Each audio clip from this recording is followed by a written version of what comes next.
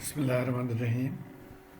इस मुख्तसर से वीडियो में हम induced voltage in three phase set of coils के बारे में पढ़ेंगे और प्राइमरीली यहाँ एग्जांपल 4.2 को डिस्कस करेंगे।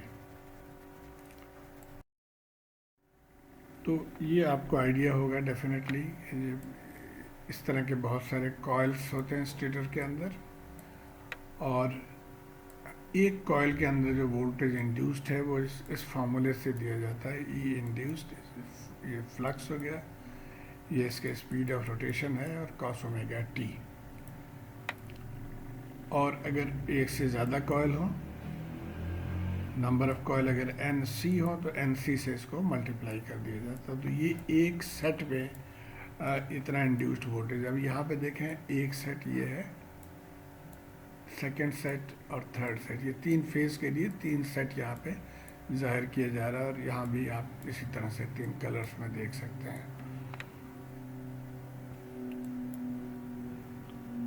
और जैसे मैंने बताया, एन सी जो है वो नंबर ऑफ टर्न्स है, ये फाई फ्लक्स है, और ओमेगा जो है वो रोटर स्पीड है।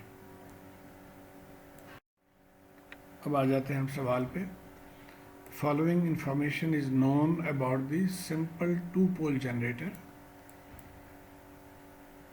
Peak flux density of the rotor magnetic field is 0.2. तो flux density 0.2 टेस्ला है. Mechanical rotation of the shaft is 3600 revolutions per minute है. Stator diameter is 0.5. अब ये outer side जो है ये stator है और ये rotor है. तो स्टेटर डायमीटर 0.5 है, कॉइल के लेंथ इसमें 0.3 है, और देर आर 15 टर्न्स पर coil. The machine is Y connected, और उसमें ये तीन पैरामीटर्स हमने पता करने हैं, ये हम एक एक करके आगे चल के देखेंगे। तो सबसे पहला क्वेश्चन है कि हमें three phase voltages of the generator as a function of time मालूम करना है। तो जैसे अभी हमने डिस्कस किया कि किसी एक फेज़ में जो वोल्टेज है वो इस तरह से हम इसको जाहिर कर सकेंगे, E M sine omega T. और चूँकि थ्री फेज़ है तो आपने पहले यकीनन पढ़ा होगा कि थ्री फेज़ में वोल्टेज डिस्प्लेसमेंट 120 डिग्री एंगल का होता है। तो ये आप सर्किट में पढ़ा होगा, सर्किट में भी। तो 120 एंगल के फ़र्क से आपने ये तीनों फेज़ को जाहिर कर दिया, और इनका नाम ए बी बी और सी डाल दिया। यहाँ पे ई मैक्स क्या चीज़ है? ये मैक्सिमम मैग्नीट्यूड होता है वोल्टेज का, जो पीक मैग्नीट्यूड भी हम इसको कहते हैं, वी एम या ई मैक्स। और ये जैसे अभी हमने देखा कि ये एन सी फाई और ओमेगा के बराबर है।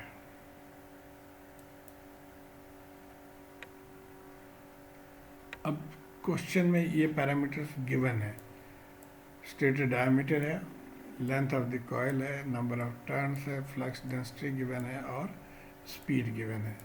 तो अब इनको यूज़ करके हम ये पैरामीटर्स पहले ई एम निकाल लेंगे, और उसके बाद हम ये वोल्टेजेस निकाल लेंगे। लेकिन ई एम निकालने के लिए हमें एन सी तो पता है, लेकिन हमें फाई नहीं पता, और ये रेवोल्यूशन को भी यहाँ पे तो पर मिनट है, हम उसको रेडियंस में यानी रोटेशनल स्पीड में हम इसको मालूम करेंगे। तो आइए देखते हैं। फ्लक्स के लिए ये फार्मूला यूज़ होता है, diameter multiplied by length multiplied by the flux density. अब यहाँ से ये तीनों चीज़ें, डायमीटर 0.5 है, लेंथ 0.3 मीटर है, और फ्लक्स डेंसिटी बी जो है वो 0.2 टेस्ला है। तो इनको मल्टीप्लाई करके हमें फ्लक्स आ गया 0.03 वेबर। और ओमेगा को हम सिर्फ इसको कन्वर्ट कर लेंगे, ओमेगा जो है जो 3600 रेवोल्यूशंस पर मिनट, तो इसको पर सेकंड कर लेते हैं बाय डिवाइडिंग बाय 60, और रेडियंस में करने के लिए 2 पाई से मल्टीप्लाई कर दिया जाता है। तो ये 377 रेडियंस पर सेकंड हो गया। अब हम ई मैक्स निकाल लेंगे।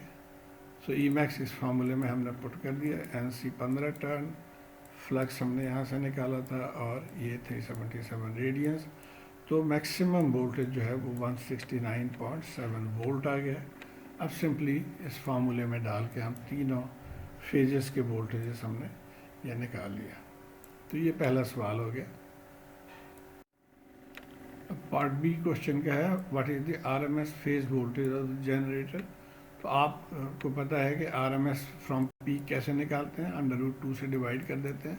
तो ये हमारे पास पीक वैल्यू है या मैक्सिमम वैल्यू, उसको √2 से डिवाइड कर दिया तो ये आरएमएस आ गया 120 वोल्ट पर जनरेटर। उसके बाद अगला है what is the RMS terminal voltage of the generator. अब यहाँ पे एक पॉइंट आपने ध्यान में रखना है कि जब भी टर्मिनल वोल्टेज की बात की जाती है और यहाँ पे वाई कनेक्टेड है तो लाइन टू लाइन लिया जाता है। Terminal voltage is always from line to line. अब ये एक फेज वोल्टेज है, ये एक फेज वोल्टेज है, तो लाइन वोल्टेज चूँकि इससे बड़ा होगा तो इसको हम √3 से मल्टीप्लाई करेंगे फेज वोल्टेज। अब फेज वोल्टेज हमने यहाँ से ई ए निकाल लिया तो इसको √3 से मल्टीप्लाई कर देंगे। ये अब ई ए है, √3 से मल्टीप्लाई कर देंगे हम, तो ये हमारा फेज टर्मिनल वोल्टेज आ गया ऑफ दिस। तो यही इसको आंसर है। तो उम्मीद है आप आसानी से इसको फॉलो कर पाए होंगे। शुक्रिया।